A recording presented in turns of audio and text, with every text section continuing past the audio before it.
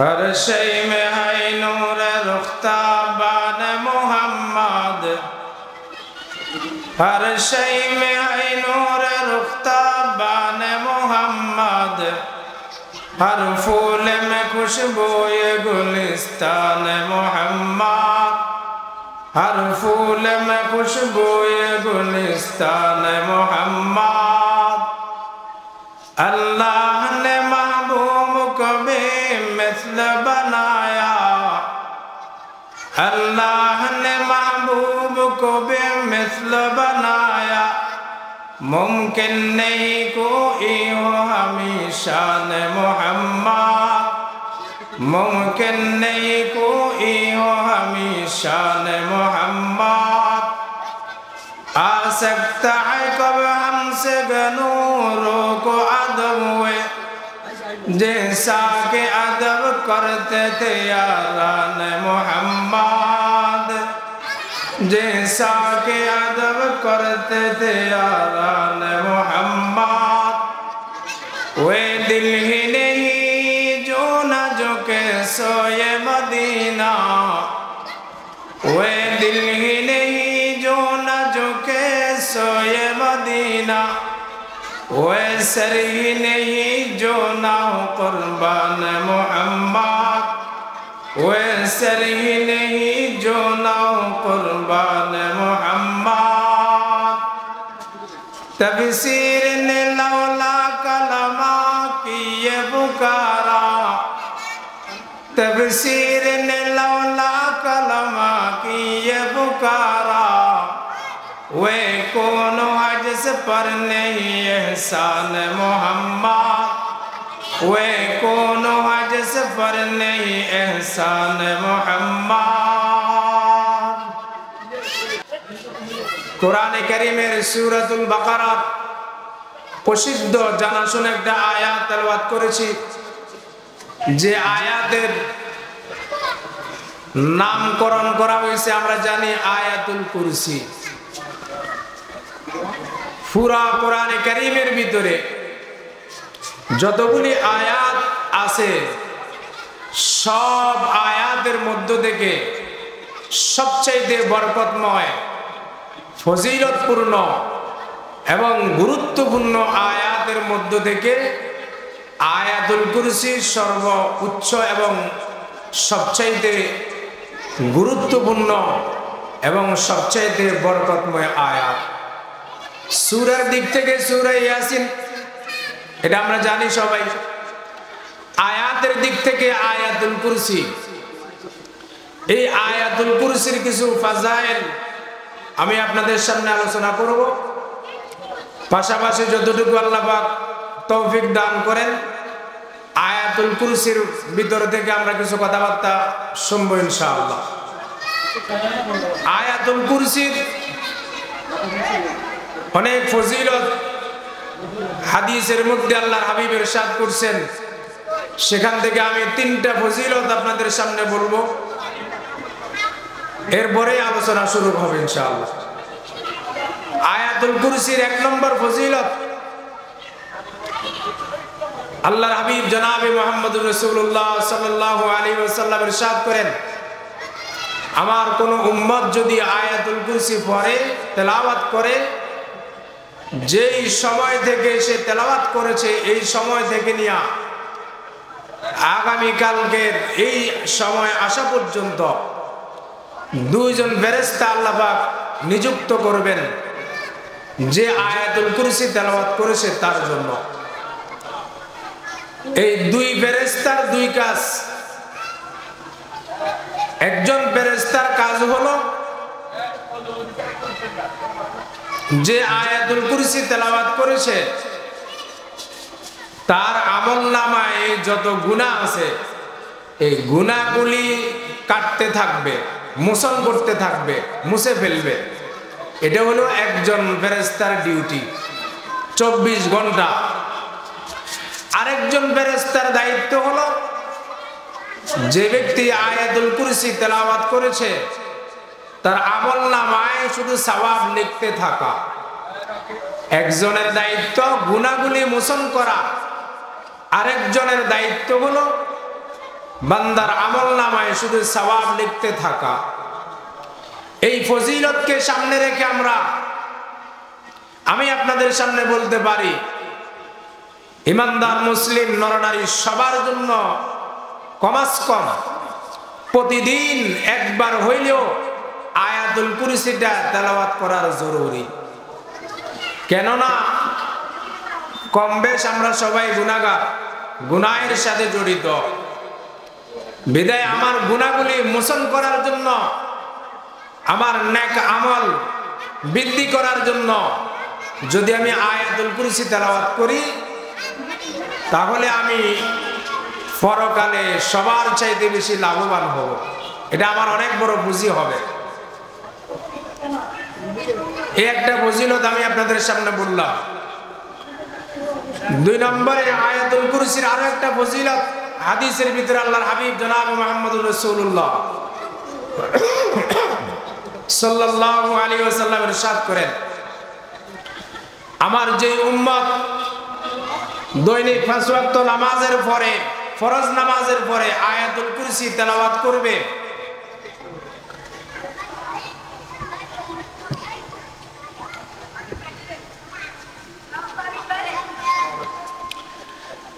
দৈনিক 5 ওয়াক্ত ফরজ নামাজের পরে যে ব্যক্তি আয়াতুল কুরসি তেলাওয়াত করবে, হাদিসে পাকের ভিতরে আল্লাহর হাবিব জনাব মুহাম্মদুর রাসূলুল্লাহ সাল্লাল্লাহু আলাইহি ওয়াসাল্লাম ইরশাদ করেন, জান্নাতে যাওয়ার জন্য শুধু মৃত্যুটাই পর্দা হিসেবে থাকবে। 5 ওয়াক্ত ফরজ নামাজের পরে যে আয়াতুল কুরসি তেলাওয়াত করবে, ধারাবাহিকভাবে আল্লাহ পাক তাকে জান্নাত দান করবেন মারা যাওয়ার পরে।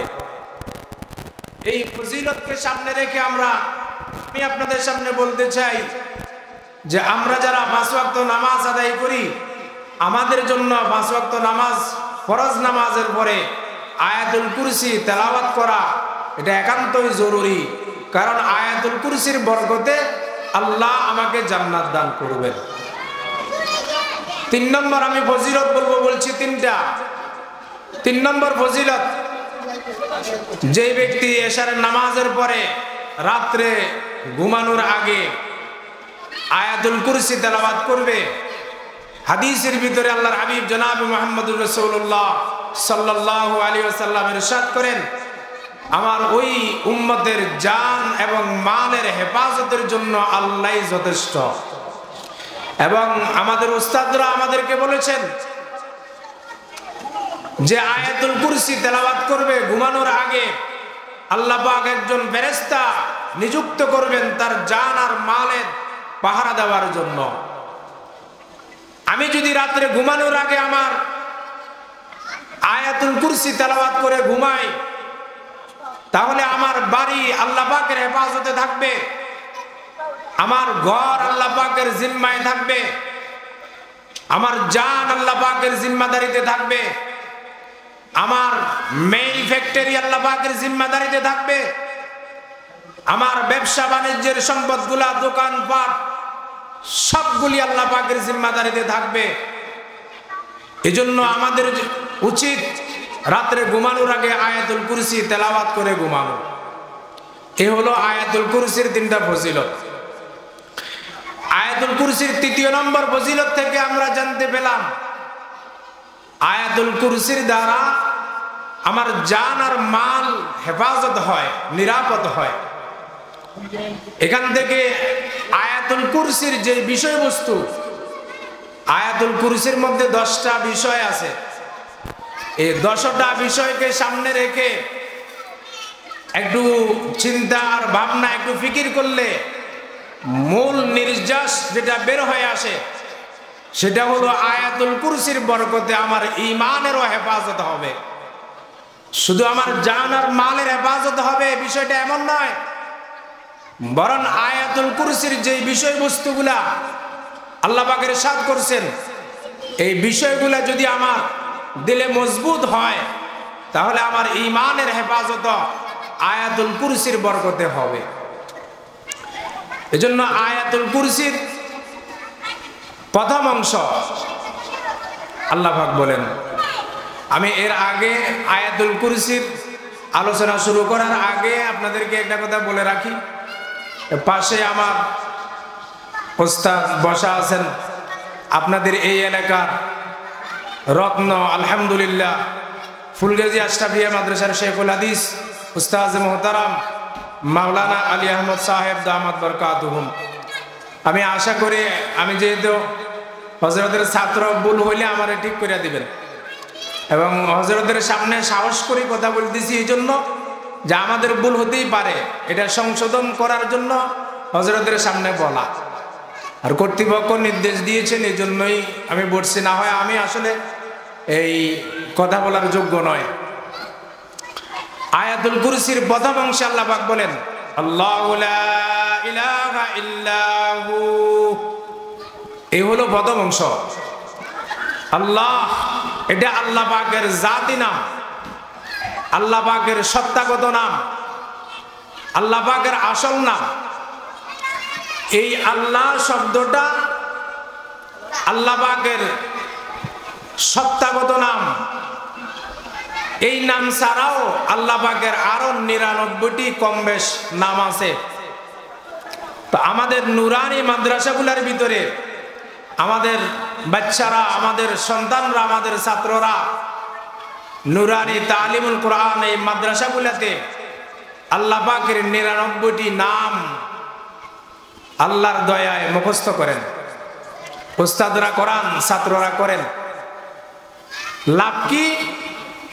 ক্বালা সাইয়্যিদুনা রাসূলুল্লাহ সাল্লাল্লাহু আলাইহি ওয়াসাল্লাম ইন্না লিল্লাহি তাআলা ৯৯ ইসমা মান নাহসাহা দাখালাল জান্নাহ।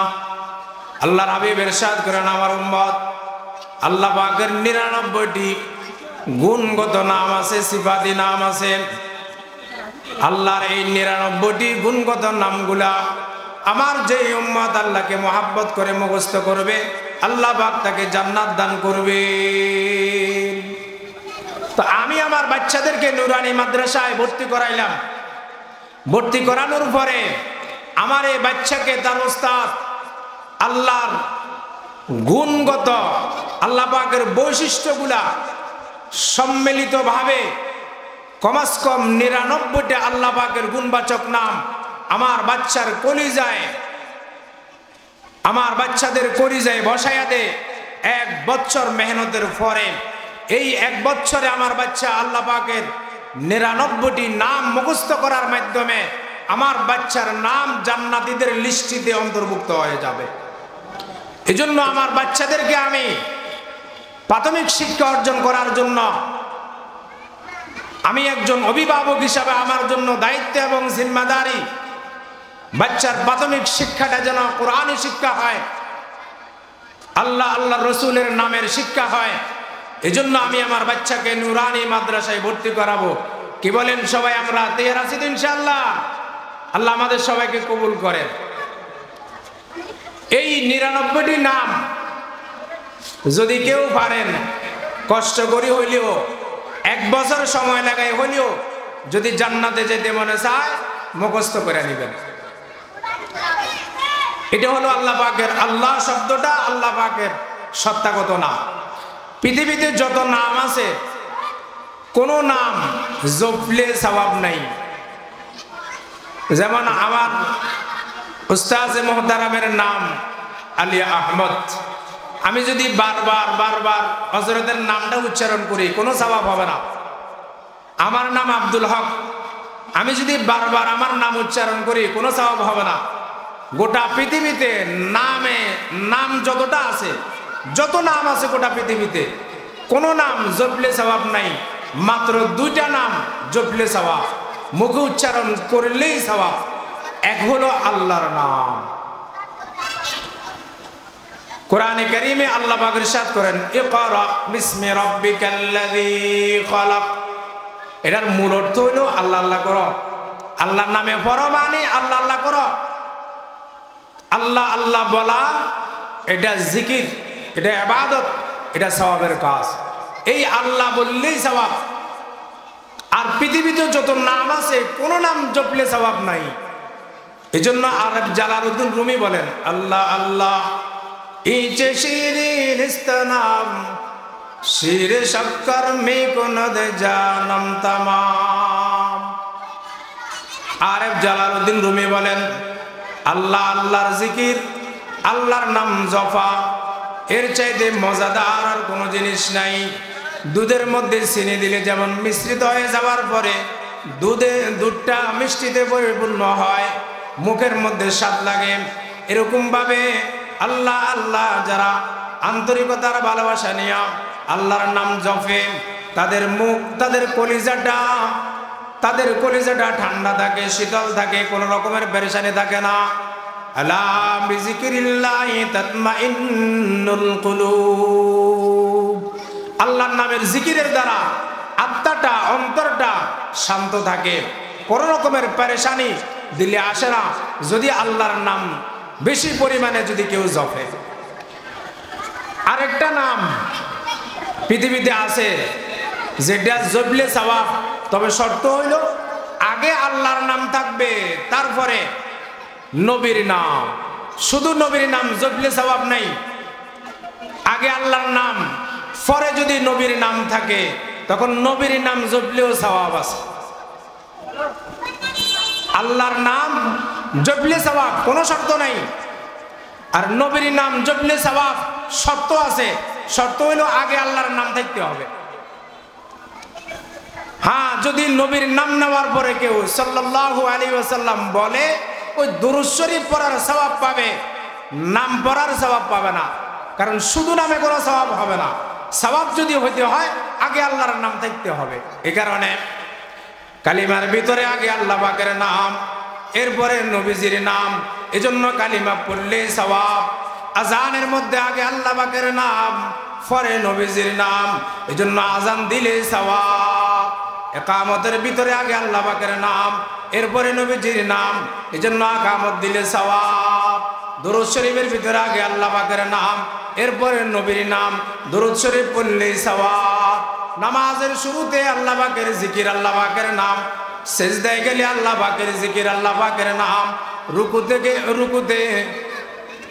থেকে উঠার সময় আল্লাহ পাকের জিকির, আল্লাহ পাকের নাম, সিজদার ভিতরে আল্লাহ পাকের জিকির, আল্লাহ পাকের নাম। সব নামাজের শুরু থেকে শেষ পর্যন্ত আল্লাহ পাকের জিকির, আল্লাহ পাকের স্মরণ, আল্লাহ পাকের তাসবিহাত। কিন্তু নামাজের শেষে দিয়ে গেলে পরে নবীর নাম নিতে হয়। নবীর নাম না নিলে পরে নামাজ আল্লাহ পাকের দরবারে গ্রহণযোগ্য হবে না।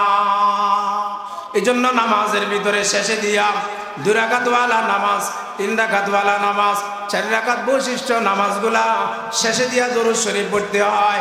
সেখানে ভিতরে আল্লাহর নবীর নাম আছে, এবং 2 রাকাতওয়ালা নামাজগুলোর ভিতরে নবীর নাম আছে। তাশাহুদের ভিতরে আসসালামু আলাইকা আইয়ুহান নাবিয়্যু ওয়া রাহমাতুল্লাহি ওয়া বারাকাতুহু। আল্লাহ পাকের ইঙ্গিত হলো, বান্দা নামাজে তুমি দাঁড়াইছো, আমার জিকির করছো, রুকুতে গেছো, আমার জিকির করছো, সিজদায় গেছো, আমার জিকির করছো। নামাজের শেষে দিয়ে আমার নবীর নাম না নিলে পরে তোমার নামাজ আসমানে ঝুলন্ত থাকবে, আমি আল্লাহর দরবারে কবুল হবে না। কলমা মে নামাজো মে ইকামত মে আযা মে, কলমা মে নামাজো মে ইকামত মে আযা মে, है नाम इलाही से मिला नाम मोहम्मद, है नाम इलाही से मिला नाम मोहम्मद। এজন্য কালিমায় আল্লাহ পাকের নাম আগে, নবীজির নাম পরে।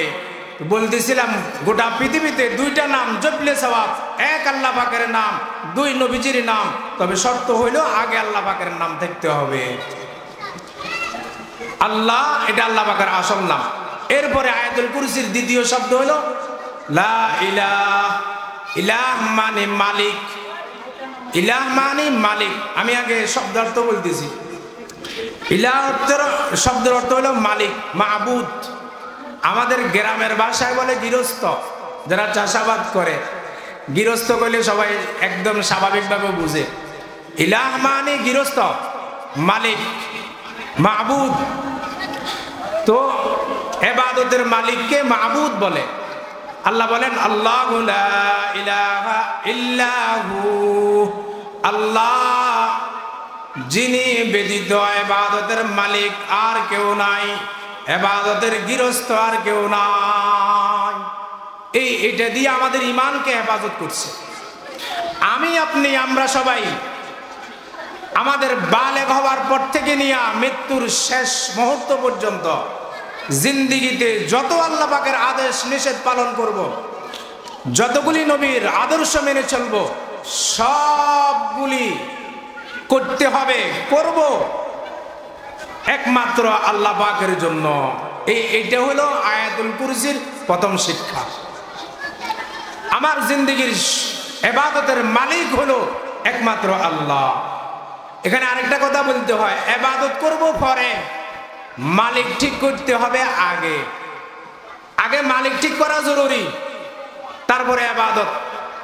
আরে আপনি কাজ করবেন পরে, আগে কার কাজ করবেন ওটা আগে ঠিক করতে হয়। আগে মালিক ঠিক করি, তারপরে কাজ করতে হয়, এরপরে আপনি বেতন পাবেন। আপনি মালিক ঠিক করা ব্যতীত যদি কাজ করেন, আপনি বেতনটা কার থেকে নেবেন? এই বিষয়, এই কথাটা এখানে বোঝানো হয়েছে। ইবাদত করার পূর্ব শর্ত হলো ইবাদতের মালিক ঠিক করা। এই জন্য হযরত আদম আলাইহিস সালাম থেকে ধারাবাহিকভাবে শুরু হয়েছে আমাদের নবী মুহাম্মদুর রাসূলুল্লাহ সাল্লাল্লাহু আলাইহি ওয়াসাল্লাম পর্যন্ত যতগুলি নবী রাসূল দুনিয়াতে আগমন করেছেন, প্রত্যেক নবী রাসূলের প্রধান দায়িত্ব ছিল, এক নম্বরের দায়িত্ব ছিল বান্দাকে ইবাদতের মালিকের সাথে পরিচয় করায় দেওয়া। আদম আলাইহিস সালাম ইবাদতের মালিক চিনেছেন, লা ইলাহা ইল্লাল্লাহ। আদম সফিউল্লাহ।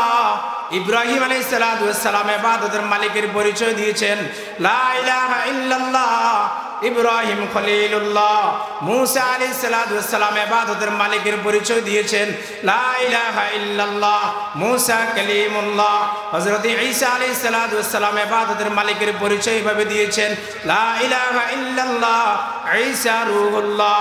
হযরত মুহাম্মদুর রাসূলুল্লাহ সাল্লাল্লাহু আলাইহি ওয়াসাল্লাম ইবাদতের মালিকের পরিচয় এভাবে দিয়েছেন, লা ইলাহা ইল্লাল্লাহ মুহাম্মাদুর রাসূলুল্লাহ।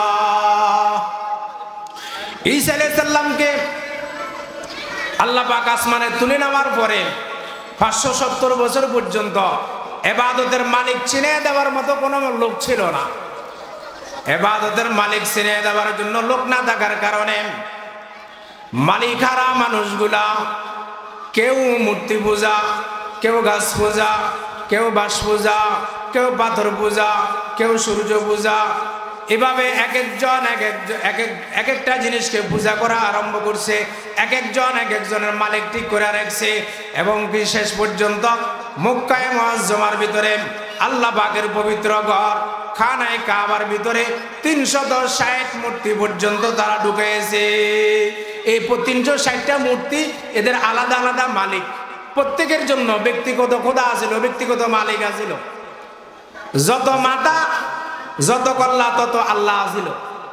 ওরা ওদের মালিক ঠিক করতে না পারার কারণে, মালিক না চেনার কারণে মালিকের ঘরের ভিতরে 360টা ভ্রান্ত বাতিল মালিক ঢুকে রাখছে। ওরা বলে যে এরাই আমাদের আসল মালিক, অথচ এগুলাকে এরা নিজেরা হাতে বানায়, নিজেরা হাতে বানায়া বলে কি এটা আমাদের মালিক, আমাদের সুখ দুঃখের মালিক, আমাদের হায়াত মওতের মালিক। ওই মালিক হারায়া ফেলছে। এই কারণে মুহাম্মদুর রাসূলুল্লাহ সাল্লাল্লাহু আলাইহি ওয়াসাল্লামকে আল্লাহ পাক প্রেরণ করেছেন বান্দাগুলোকে ইবাদতের মালিক চিনে দেওয়ার জন্য। আল্লাহর হাবিব জনাবে মুহাম্মদুর রাসূলুল্লাহ সাল্লাল্লাহু আলাইহি ওয়াসাল্লাম ইবাদতের মালিক চিনে দিয়েছেন, লা ইলাহা ইল্লাল্লাহু মুহাম্মাদুর রাসূলুল্লাহ। এই ইবাদতের মালিক চিনে দিয়েছেন। যখন ইবাদতের মালিকের পরিচয় পেয়েছেন, তো সর্বপ্রথম হযরত আবু বকর সিদ্দিক রাদিয়াল্লাহু তাআলা আনহু এবার মালিকের রহমতের ভিতরে ঢুকে গেছেন। ধারাবাহিকভাবে 1,25,000 কম বেশ সাহাবায়ে কেরাম সবাই মালিকের সাথে সম্পর্ক মজবুত করে ফেলছেন। আমাদের নবী আয়েশা 23 বছর ধারাবাহিকভাবে রাত্র দিন 24 ঘন্টা যখনই হযরত সময় পেয়েছেন আল্লাহ পাকের সাথে বান্দাকে পরিচয় করায় দিয়েছেন। নবীজি দুনিয়া থেকে চলে গেছেন। ধারাবাহিকভাবে নবীর উম্মতরা দাওয়াত ও তাবলীগের দায়িত্ব পাওয়ার পরে ধারাবাহিকভাবে দায়িত্ব পালন করে আসছেন। এই পর্যন্ত নবীর খাঁটি প্রেমিক যারা, উম্মত যারা, দিনদার যারা, পরেজগার যারা, এখনো পর্যন্ত আল্লাহর বান্দাগুলোকে মালি আল্লাহর পরিচয় শিখাই দিতে আছে। নবীর সময় যেমন মাঝখান দিয়া 570 বছর দেওয়ার মতো লোক না থাকার কারণে সবগুলি মানুষ মালিক হারা মুশরিক হয়ে গেছে, এখনো আমাদের দেশে, আমাদের সমাজে কিছু মানুষ আছে যারা সঠিকভাবে ইবাদতের মালিকের পরিচয় না জানার কারণে এখনো কিছু মানুষ পথভ্রষ্ট আর গুমরাহির ভিতরে আছে। মুসলমানদের ভিতরে কিছু আছে, ওরা মাজারে যায়, মাঝভান্ডার যায়, দেওয়ানবাগি যায়, আটরশি যায়, ওরা ওদের ঈমানকে নষ্ট করতেছে। আসলে মূলত মালিকের সঠিক পরিচয় ওরা না জানার কারণে ওখানে যাইয়া সন্তান চায়, হায়াত চায়, রিজিক চায়, পরীক্ষা পাশ হতে চায়, এভাবে দুনিয়ার নিজের জিন্দেগির প্রয়োজনগুলা ওই বাবার দরবারে গিয়া বলে বাবা থেকে পূরণ করাইতে চায়। অথচ আল্লাহ পাক রব্বুল আলামিন আমাদের নবীজিকে বলে রেখেছেন, ১৫০০ বছর আগে নবীজিকে বলছেন, নবী উম্মতদেরকে বুঝিয়ে দিয়েছেন। কোরআনে কারীমের ভিতরে আয়াতটা এখনো পর্যন্ত আছে, কিয়ামত পর্যন্ত থাকবে। আল্লাহ বলেন, কুল ইন্না সালাতি ওয়া নুসুকি ওয়া মাহইয়ায়া ওয়া মামাতি লিল্লাহি রাব্বিল আলামিন। ও নবী, আপনি বলেন আপনার নামাজ, আপনার কুরবানি, আপনার জীবন, আপনার মরণ, আপনার সব কিছু হবে একমাত্র রব্বুল আলামিনের জন্য। আমার জীবন আর মরণ যদি আল্লাহর জন্য হয়, আমার জীবনের প্রয়োজনগুলা বাবার জন্য হয় কিভাবে? আমার জীবনের প্রয়োজনগুলাও তো আল্লাহর জন্য হবে। এজন্য নিজের ঈমানের হেফাজতের জন্য আয়াতুল কুরসির বিষয়গুলা আমাদের দিলের ভিতরে জমা করার দরকার, আমাদের দিলের ভিতরে একটু ভাবার দরকার যে আয়াতুল কুরসির প্রথম অংশে আল্লাহ বলেছেন, আল্লাহু লা ইলাহা ইল্লা হু, আল্লাহ ছাড়া ইবাদতের মালিক আর কেউ নাই। আমার, আপনার, আমাদের সবার প্রত্যেকের জিন্দেগির সবগুলি ইবাদতের একক মালিক একমাত্র আল্লাহ, দ্বিতীয় আর কোনো মালিক নাই। এটা হলো আয়াতুল কুরসির প্রথম অংশের মোটামুটি অল্প কিছু বিষয়। দ্বিতীয় নম্বরে আল হাইয়ুল কাইয়ুম, আল্লাহ পাক চিরজীবিত,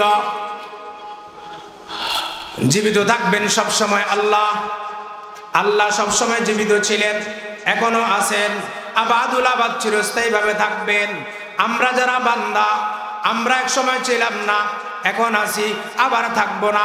আসি যে এখানেও 3 ভাগ, এক ভাগের নাম শিশুকাল, আরেক ভাগের নাম যৌবনকাল, আরেক ভাগের নাম বৃদ্ধকাল। আল্লাহ যে ছিলেন, আছেন, থাকবেন। আল্লাহর জন্য শিশুকাল নাই, আল্লাহর জন্য যৌবনকাল নাই, আল্লাহর জন্য বৃদ্ধকাল নাই। আল্লাহ পাক রব্বুল আলামিন আবাদুল আবাদ, সব সময় আগে যেমন ছিলেন এখনো তেমন আছেন, সামনেও আল্লাহ পাক তেমনই থাকবে। আল্লাহ পাক হাইয়ুল কাইয়ুম, আমাদের বুজুর্গানে কেরাম, আমাদের উস্তাদরা আমাদেরকে নসিহত করেছেন। এই আল হাইয়ুল কাইয়ুম এটা ইসমে আজম। আমাদের নবীজির অনেক দোয়া হাদিসের ভিতরে আছে, তো বেশিরভাগ দোয়ার ভিতরে হুজুর এই 2 শব্দ ব্যবহার করতেন, ইয়া হাইয়ু ইয়া কাইয়ুম বিরহমাতিকা আস্তাগীস, ইয়া হাইয়ু ইয়া কাইয়ুম বিরহমাতিকা নাস্তাগীস। এই আল্লাহ পাক সব সময় ছিলেন, আছেন এবং থাকবেন। আল্লাহর জন্য মৃত্যু নাই। আমরা যে আছি কিছুদিন পরে আবার থাকবো না, মৃত্যু আমাদের জন্য অবধারিত, আল্লাহর জন্য মৃত্যু নাই। আল্লাহ ছিলেন, আছেন, থাকবেন। কুল্লু মান আলাইহা ফান ওয়া ইয়াবকা ওয়াজহু রাব্বিকা যুল জালালি ওয়াল ইকরাম। পৃথিবীর সবগুলো শেষ হয়ে যাবে, আল্লাহ পাক যেমনটি ছিলেন তেমনটি আছেন, আবার এমনই থাকবেন। আমাদের কওমি মাদ্রাসাগুলোতে একটা কিতাব পড়ানো হয়, আকিদাতুত তাহাবি, ওখানে একটা দোয়া আছে, আল্লাহ সবসময় জীবিত আছেন, ছিলেন, আছেন, থাকবেন। তো সেখানে একটা দোয়া আনছে, আল্লাহুম্মা আনতাল আউয়াল ফালাইসা ক্বাবলাকা শাই ওয়া আনতাল আখির ফালাইসা বাদাকা শাই। আল্লাহ আগেও ছিলেন, আল্লাহর পূর্বে কেউ ছিল না, কিছুই ছিল না। আল্লাহ পরেও থাকবেন, আল্লাহর পরে আবার কেউ থাকবে না। আল্লাহ চিরস্থায়ী। এরপরে আল্লাহ বলেন লা তাখুযুহু সিনাতুন ওয়ালা নাওম। আল্লাহর জন্য জুরানিও নাই, ঘুমও নাই। আল্লাহ তন্দ্রা এবং ঘুম থেকে, তন্দ্রা নিদ্রা, তন্দ্রা মানে জুরানি, নিদ্রা মানে ঘুম। সিনাতুন মানে জুরানি, নাওমন মানে ঘুম। আল্লাহর জন্য জুরানিও নাই, আবার ঘুমও নাই।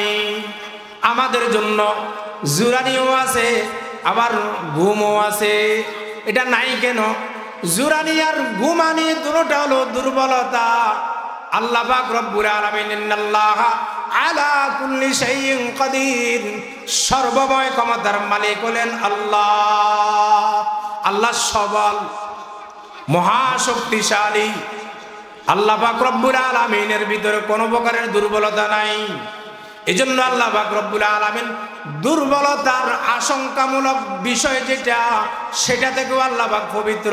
আল্লাহ পাক ঘোষণা দিয়েছেন লা তাখুযুহু সিনাতুন ওয়ালা নাওম। আমার জুরানিও নাই, ঘুমও নাই।